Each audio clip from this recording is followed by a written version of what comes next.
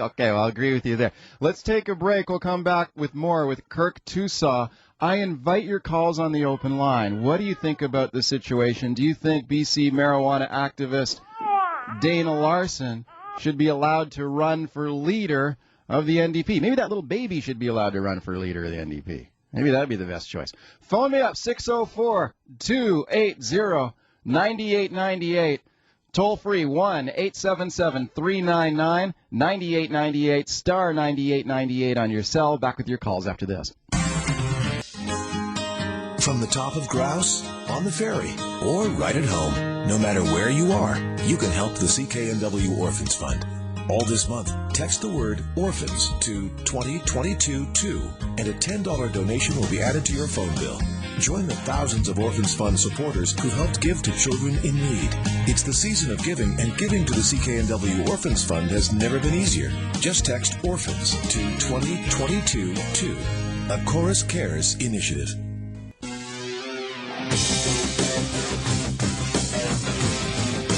Welcome back. My guest is Kirk Tousaw. He's the executive director of the Beyond Prohibition Foundation. We're talking about what to do with Dana Larsen. Should he be allowed to run for the leadership of the NDP? Let's go to your calls. Nick, hi. Yeah, hi, Mike. No, he shouldn't be allowed to run. He's a one-issue candidate, and it's not even an issue that the NDP particularly takes a stand on.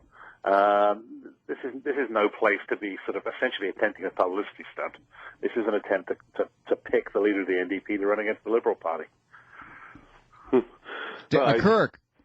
Interesting perspective, but, I always thought that democracy was about allowing people the opportunity to put their names into the arena and letting people vote for them. And if members of the NDP think Mr. Larsen's a one-issue candidate, which he's not, but if they think so and don't particularly feel that that's the issue they want their leader to be speaking about, then they'll cast their vote in a different direction. But this is about democracy. It's not really about the particular substantive issue that Mr. Larsen advocates for. But he is a one-issue candidate, though, right? I mean, I don't think that's true, Mike. He's illustrated a number of other issues already just in one day after announcing. But let's assume for a minute that the criticism's right, that he is only a one-issue candidate talking about ending marijuana prohibition. Let's not forget that here in British Columbia, the marijuana industry is, if not the biggest, close to the biggest industry in the province, employs somewhere between 100,000 and 200,000 people, generates somewhere in the neighborhood of $6 billion per year in economic activity. I mean, can you imagine somebody running for leadership of a major political party here in British Columbia and refusing to discuss the forestry industry or the fisheries industry? But we all know, it'd be ludicrous. But we all know that the guy has zero hope of winning, and that essentially what it is a profile-raising exercise or essentially a publicity strategy. And, every party has got to have some strict standards about who's going to be allowed to run for the leadership of the party. I mean, what if you had, some guy like Ernst Zundel or somebody comes along and says, I'm going to join the NDP and run for leader on a white supremacist platform as a publicity stunt. Obviously, you can't do that. You can't say to somebody, you're a one issue. I'm going to use this party to highlight one issue. Well, I'm not sure I agree with you. I mean, Mr. Zundel, obviously, I don't think would be eligible because I believe him to be a German citizen. But if somebody wanted to join the NDP, advocate to its membership that one particular issue was of critical importance to them, and the membership then gets to decide whether or not they want to cast their vote for that person. That's pretty much the essence of democracy, isn't it? Okay, let's go to John on the open line. Hi. Thanks for allowing me to give my points on this. Sure. Kirk Tousaw, myself, and Dana Larsen all started endprohibition.ca because Jack Layton assured us that he wanted to deal with the issue that's getting people shot on the streets. And I don't know, I admire Dana Larsen for standing up because somebody should bring up the issue. I was at the anti-crime rally last year where not one political leader could touch the white elephant in the living room. Everybody thinks you can have a policeman on every street corner, and these children that are going to jail are our children and citizens, and this industry exists whether you keep your heads in the sand or not. Dana Larsen standing up and raising this issue because the rest are cowards. Well, I can't disagree with your caller. I think that it's unfortunate that other candidates for high office here in British Columbia politics aren't willing to discuss what is an issue of critical importance across this province, not just because of the sheer economic strength of the industry, but also because of the ancillary effects that marijuana prohibition causes on our provincial coffers. I mean, isn't it federal jurisdiction though? Well, criminal law is federal jurisdiction, but who has to pay the federal government's bills on this issue? It's us, the people of British Columbia. We pay for policing, we pay for courts, we pay for prosecutors, and we pay for jail time. And so, I think it's an easy dodge if you don't want to talk about the issue to say, oh, well, that's federal, I don't want to talk about it. But when somebody's handing you a bill for several $1 million a year, maybe you should talk about it. Maybe you should figure out how you can work with the federal government to try to end marijuana prohibition. And if that has to be just in British Columbia while the other provinces come along, then so be it. Okay, let's go to Mike on the open line. Hi. Hello. Hey, Mike. Oh, this is Terry. Oh, sorry, Terry. Well, listen, I think in the case of Dana Larsen, he's just demonstrating that we all do, trip and fall on the road to political maturity, and I think that's what we're witnessing here. Not that I want to discourage Dana Larsen. I certainly don't. But it's wrong-headed what he's doing, and it verges on political stupidity, if I may sound so bold.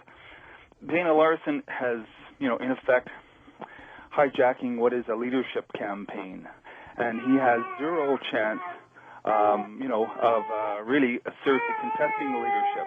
So I think let's get down to it here. It's not about the democratic process here. That's just diverting our attention. Okay, Kirk, is he hijacking the democratic process in the NDP? Well, look, I think those kinds of accusations have no place in democratic politics. If people want to participate in the democratic system and want to get active, we should be encouraging that type of activism, not discouraging it. The idea that he's hijacking the process, I think, is absolutely ludicrous. Now, to address the idea that he can't win, let's hold on a second. Let's not prejudge what people are going to vote within the membership of the NDP. We need to wait till people cast their votes, and then we'll see whether he had a chance of winning or not. But at the end of the day, the example we need to be setting to people is, look, if you're passionate about politics, if you're passionate about social democratic ideals, if you're passionate about law reform, the way to get involved is to participate. History is made by those that show up. And so I don't think we should be telling people, hey, you've got to stand on the sidelines. Let's get people to participate, and ultimately it's the membership of the NDP that will decide whether or not they want to make Mr. Larsen or anyone else the leader. Okay, Mike on the open line. Hi. Yeah, I think it's kind of a joke. Is Dana's never shown up. I've never seen him at provincial council meetings. I've never seen him at convention. And we do elect the council and the executive to make these decisions whether or not, to vet somebody's nomination or not. So it is democratic because the executive was elected to make these decisions for us. And there you go. Okay. Like Dana's never shown up at anything. I've never seen Kirk, him at every meeting. Kirk, you were laughing at that. Well, it's ludicrous. Mr. Larsen's been at every provincial convention that I can remember. He goes to NDP conventions across the country, both provincially and federally, as part of his group End Prohibition. So to suggest he hasn't shown up is your caller's either completely incorrect or intentionally misstating the truth. But he is correct though when he says that the party brass, the leadership, the executive of the party, are put in there to make decisions that they think are in the best interests of the party. And if they take a look at this guy's record and say, you know what, this is a guy with videos out there showing him driving with a big doobie in his hand, who's talked about dropping acid 100 times when he was a teenager, you know what, it just doesn't come up to scratch. It doesn't measure up to the standard of a leader of a major provincial party who wants to be premier. Well, I think when you're talking about the New Democrats, a party that believes in democracy, that believes in grassroots activism and grassroots democracy, you have to leave those decisions up to the people. At the end of the day, we're in a system, a democratic system, where people get to vote. And I am firmly opposed to a small cadre of upper echelon party apparatchik making decisions on who the membership is permitted or not permitted to vote for. Okay. That's not democracy. That's the creation of a permanent political ruling class, and I don't believe in that. Thank you, Kirk. Anytime. I appreciate that. Is Kirk Tousaw from the group Beyond Prohibition Foundation. Let's take a break. When we come back, I'll speak to John Furlong, the CEO of the 2010 Winter Olympic Games. That's next.